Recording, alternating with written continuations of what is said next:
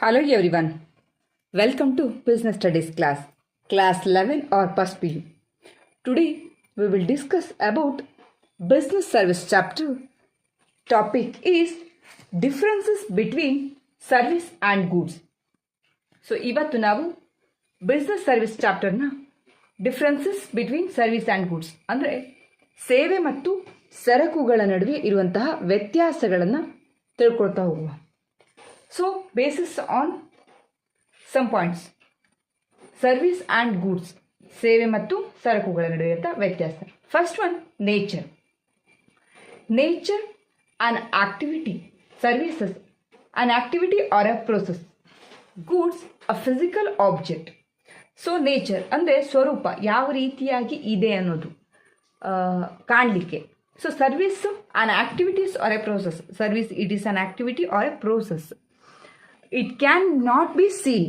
So service ಏನಾಗುತ್ತೆ, ಒಂದು activity ಅಂತ ಹೇಳ್ತೀವಿ ನಾವು. ಯಾವುದೇ ಒಂದು ಚಟುವಟಿಕೆ ಆಗಿರ್ಬೋದು ಅಥವಾ ಯಾವುದೋ ಪ್ರಕ್ರಿಯೆ ಆಗಿರ್ಬೋದು. So it can not be seen. ಸರ್ವಿಸನ್ನು ನೋಡಲಿಕ್ಕೆ ಸಾಧ್ಯ ಆಗೋದಿಲ್ಲ. So but goods a physical object.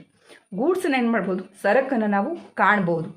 ಅದೇನಾಗಿದೆ, ಭೌತಿಕವಾಗಿ ನಮ್ಮ ಅನುಭವಕ್ಕೆ ಬರುವಂತಹ ಒಂದು ವಸ್ತು, ಥಿಂಗ್ಸ್ ಅಂತ ಕರಿಬೋದು. ಸೊ ಆಬ್ಜೆಕ್ಟ್ ಅಂತ ಹೇಳ್ಬೋದು. ಸೊ ಗೂಡ್ಸಲ್ಲಿ ಸೊ ಅದರ ಒಂದು ನೇಚರ್ ಏನಾಗುತ್ತೆ ಅಂದರೆ ಸ್ವರೂಪ ಹೇಗಿದೆ ಸರ್ವಿಸ್ ಮತ್ತು ಗೂಡ್ಸ್ಗಳು ಅಂತಂದರೆ, ಗೂಡ್ಸನ್ನು physical object, service and activity R a process. Then type, ಯಾವ ರೀತಿಯಲ್ಲಿ ಸರ್ವಿಸ್ಸು ಹಾಗೆ ಗೂಡ್ಸು ಟೈಪಲ್ಲಿ ಇದೆ ಅಂತ service is a heterogeneous and goods is a homogeneous. So service is a heterogeneous means ವೈವಿಧ್ಯತೆಯನ್ನು ಹೊಂದಿದೆ ಸರ್ವಿಸ್ಸು, ಒಬ್ಬೊಬ್ಬರಿಗೆ ಒಂದೊಂದು ರೀತಿಯ ಸರ್ವಿಸ್ಗಳು. ಬಟ್ ಗೂಡ್ಸ್ಗಳು ಏಕರೂಪತೆಯನ್ನು ಹೊಂದೋದು, ಒಂದೇ ರೀತಿಯಲ್ಲಿ ಗೂಡ್ಸ್ಗಳನ್ನ ಕಾಣಬಹುದು ಅಂತ. Then third one, intangibility. So ಕಾಣುವ ರೀತಿಯಲ್ಲಿ, ಗೋಚರತೆ ಅಂತ ಹೇಳ್ಬಹುದು. So service is intangible. Service ಏನಾಗೋದಿಲ್ಲ, ನಮಗೆ ಕಣ್ಣಿಗೆ ಗೋಚರವಾಗೋದಿಲ್ಲ, ಕಾಣಿಸೋದಿಲ್ಲ. But goods tangible. ಗೂಡ್ಸನ್ನು ನಾವೇನು ಮಾಡ್ತೀವಿ, ಕಣ್ಣಿಂದ ನೋಡ್ತೀವಿ, ಸರಕುಗಳನ್ನು ನಾವು ಕಾಣಬಹುದು. So tangible. Then inconsistency. Inconsistency, service different customers having a different demands. So inconsistency means ಏನಾಗುವಂಥದ್ದು, ಸಾಮರಸ್ಯವನ್ನು ಹೊಂದಿರುವ ಒಂದು ಬಗೆ ಅಂತ ಹೇಳ್ಬೋದು. ಸೊ ಅಲ್ಲಿ ಏನಾಗುತ್ತೆ ಅಂದರೆ service different customers having a different demands. ಬೇರೆ ಬೇರೆ ಕಸ್ಟಮರ್ಸ್ಗಳು ಏನಾಗಿರ್ತಾರೆ, ಬೇರೆ ಬೇರೆ ಡಿಮ್ಯಾಂಡ್ಗಳನ್ನು ಹೊಂದಿರ್ತಾರೆ. But goods different customers getting a standardised demands fulfilled. ಏನು ಮಾಡುವಂಥದ್ದು, ಕಸ್ಟಮರ್ಗಳ ಒಂದು ಡಿಮ್ಯಾಂಡ್ಗಳನ್ನು ಫುಲ್ಫಿಲ್ ಮಾಡುವಂಥದ್ದು ಗೂಡ್ಸ್ಗಳು ಆಗಿರುತ್ತೆ ಅಂತ. ಇಲ್ಲಿ ಬೇರೆ ಬೇರೆ ಒಂದು ಡಿಮ್ಯಾಂಡ್ಗಳಿರುತ್ತೆ, ಬೇರೆ ಬೇರೆ ಡಿಮ್ಯಾಂಡ್ಗಳಿಗೆ ತಕ್ಕ ಹಾಗೆ ಸೇವೆಯನ್ನು ಕೊಡ್ತಾರೆ. ಆದರೆ ಇಲ್ಲಿ ಯಾವ ಪ್ರಾಡಕ್ಟ್ಗಳ ಡಿಮ್ಯಾಂಡ್ ಬಂದಿರುತ್ತೋ ಆ ಪ್ರಾಡಕ್ಟ್ಗಳನ್ನೇ ನಾವೇನು ಮಾಡ್ತೀವಿ, ಸರಕುಗಳನ್ನು ವಿತರಿಸ್ತೀವಿ ಅಂತ. ದೆನ್ ಇನ್ಸೆಪರಾಬಿಲಿಟಿ. ಇನ್ಸೆಪರಾಬಿಲಿಟಿ ಮೀನ್ಸ್ ಬೇರ್ಪಡಿಸದಿರುವಿಕೆ ಅಂತ. ಅಂದರೆ ಸರ್ವಿಸ್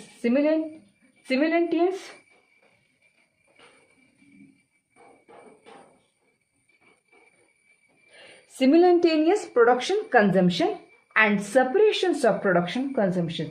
ಸೊ ಸರ್ವಿಸಲ್ಲಿ ಏನಾಗುತ್ತೆ ಅಂತಂದರೆ, ಈ ಯಾವ ಒಂದು ಪ್ರೊಡಕ್ಷನನ್ನು ಮಾಡ್ತೀವೋ ಆವಾಗೇ ಆ ವ್ಯಕ್ತಿ ಅದನ್ನು ಅನುಭವಿಸ್ಬೇಕಾಗುತ್ತೆ, ಅಂದರೆ ಉಪಯೋಗಿಸ್ಬೇಕಾಗತ್ತೆ ಅಂತ ಸರ್ವಿಸಲ್ಲಿ. ಬಟ್ ಗೂಡ್ಸಲ್ಲಿ ಯಾವಾಗ ಪ್ರೊಡಕ್ಷನ್ಸ್ ಮಾಡಿದಿದ್ರು ತದನಂತರದಲ್ಲೂ ಪ್ರೊಡಕ್ಷನ್ನ ಅಂದರೆ ಗೂಡ್ಸ್ಗಳನ್ನು ಬಳಸ್ಬೋದು ಅಂತ. ಉದಾಹರಣೆಗೆ ಇಲ್ಲಿ ಫಾರ್ ಎಕ್ಸಾಂಪಲ್ ಐಸ್ ಕ್ರೀಮ್, ಎಲ್ಲಿ ಹೋಟೆಲಿಗೆ ಹೋಗಿ ಐಸ್ ಕ್ರೀಮನ್ನು ನಾವು ತಿನ್ನೋದು. ಆ ಹೋಟೆಲಲ್ಲಿ ಐಸ್ ಕ್ರೀಮನ್ನು ಮಾಡಿ, ಐಸ್ ಕ್ರೀಮ್ ಪಾರ್ಲರಲ್ಲಿ ಐಸ್ ಕ್ರೀಮನ್ನು ಮಾಡಿ ಪ್ರಿಪೇರ್ ಮಾಡಿ ಅಲ್ಲೇ ನಾವೇನು ಮಾಡ್ತೀವಿ, ಅದನ್ನು ಟೇಸ್ಟ್ ಮಾಡ್ತೀವಿ. ಬಟ್ ಇಲ್ಲಿ ಅದೇ ಐಸ್ ಕ್ರೀಮನ್ನು ಅಂತ ಅಂದ್ಕೊಂಡ್ರೆ ಶಾಪಿಂದ ನಾವು ಐಸ್ ಕ್ರೀಮನ್ನು ತಂದು ತಿನ್ಬೋದು ಅಂತ. ಸೊ ಫಾರ್ ಎಕ್ಸಾಂಪಲ್ ತಂದು ನಾವು ಸ್ಟೋರ್ ಮಾಡಿಕೊಂಡು ಆಮೇಲೆ ಮನೆಗೆ ಬಂದು ತಿನ್ಬೋದು. ನೆಕ್ಸ್ಟು ಇದಕ್ಕೆ ಇಲ್ಲಿ ಗೂಡ್ಸಲ್ಲಿ ಅದು ಗೂಡ್ಸ್ ರೀತಿಯಲ್ಲಿ ಐಸ್ ಕ್ರೀಮ್ ಆಗುತ್ತೆ. ಬಟ್ ಇಲ್ಲೇನಾಗುತ್ತೆ, ಸರ್ವಿಸನ್ನು ಪ್ರೊವೈಡಲ್ಲಿ ನಾವು ಐಸ್ ಕ್ರೀಮ್ ಪಾರ್ಲರಲ್ಲಿ ಪ್ರಿಪೇರ್ ಮಾಡಿದಂಥ ಐಸ್ ಕ್ರೀಮ್ನ ಅಲ್ಲೇ ನಾವು ಟೇಸ್ಟ್ ಮಾಡುವಂಥದ್ದು.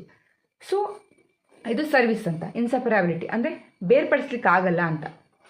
ದೆನ್ ಇನ್ವೆಂಟರಿ ಮೀನ್ಸ್ ದಾಸ್ತಾನು, ಅಂದರೆ ಸ್ಟಾಕ್ ಮಾಡೋದು ಅಂತ. Service it cannot be stock. ಸರ್ವಿಸನ್ನು ಏನು ಮಾಡಲಿಕ್ಕಾಗಲ್ಲ, ಯಾವುದೇ ಕಾರಣಕ್ಕೂ ಸ್ಟಾಕ್ ಮಾಡಿ ಅಂದರೆ ದಾಸ್ತಾನು ಹಿಡಿದು ಇಟ್ಕೊಳ್ಳಿಕ್ಕಾಗಲ್ಲ. ಅಂದರೆ ಸ್ಟೋರೇಜ್ ಮಾಡಲಿಕ್ಕೆ ಆಗಲ್ಲ ಅಂತ, ಸ್ಟೋರ್ ಮಾಡಲಿಕ್ಕೆ ಆಗಲ್ಲ ಅಂತ. But goods it can be kept in stock. ಗೂಡ್ಸ್ಗಳನ್ನು ಆಲ್ರೆಡಿ ಬೇಕಾದಷ್ಟು ಗೂಡ್ಸ್ಗಳನ್ನು ದಿನನಿತ್ಯ ಬಳಸುವಂಥ ಹಲವಾರು ಗೂಡ್ಸ್ಗಳನ್ನು ಅಂದರೆ ನಾನ್ ಪೆರಿಷಬಲ್ ಗೂಡ್ಸ್ಗಳನ್ನು ನಾವು ಯಾವಾಗಲೂ ಏನು ಮಾಡ್ತೀವಿ, ಸ್ಟಾಕನ್ನು ಮಾಡ್ತೀವಿ ಅಂತ. ದೆನ್ ಇನ್ವಾಲ್ವ್ಮೆಂಟ್ ಅಂತಂದರೆ ಭಾಗವಹಿಸುವಿಕೆ ಅಂತ. Participation of a customer at the time of servicing delivery.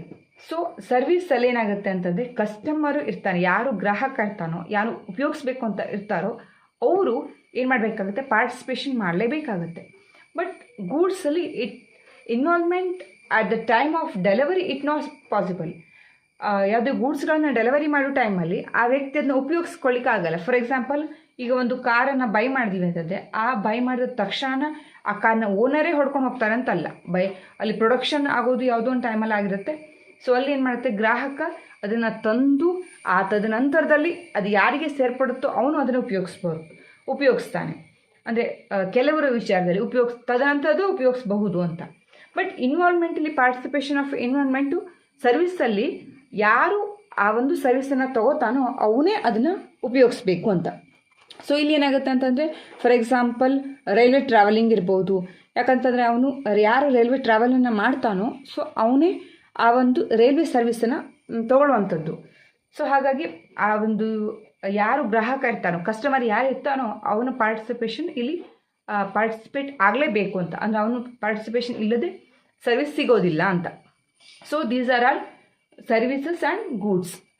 Nature an activity R a process, a physical object, type, heterogeneous and homogeneous, intangibility, intangible and tangible, different customers having a different demands, different customers getting a standardized demand fulfilling. Simultaneous production consumption, separation of a production consumption cannot be kept in stock, can be kept in stock. Participation of a customer at the time of the service delivery, involvement at the time of delivery is not possible. So these are all differences between service and goods. I hope today lesson you will understand. If you like this video, please like, share and subscribe. Thank you.